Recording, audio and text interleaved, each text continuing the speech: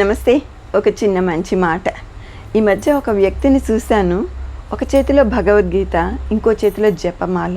చూడగానే ఎంత పవిత్ర భావం వస్తుందంటే, ఎంత భక్తి భావం మనలో పెంపొందిపోతుందంటే చాలా అద్భుతమైన ఫీలింగ్ కలుగుతుంది. కానీ ఒక గమ్మత్తేంటో తెలుసా?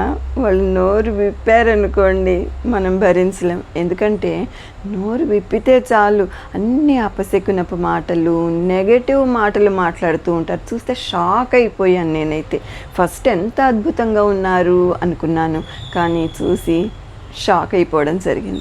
మరి ఇట్లాంటప్పుడు వాళ్ళ గురించి మన అభిప్రాయం ఎట్లా ఉంటుంది? అరే ఏంటి వీళ్ళు ఇట్లా ఉన్నారు, ఇట్లా ఉండకూడదు కదా అనిపిస్తుంది. అట్లాగా మనము నెగిటివ్ యాటిట్యూడ్లోకి లాగుకుని పోకుండా ఉండాలి అంటే మనం వాళ్ళని చూసి జాలిపడాలి.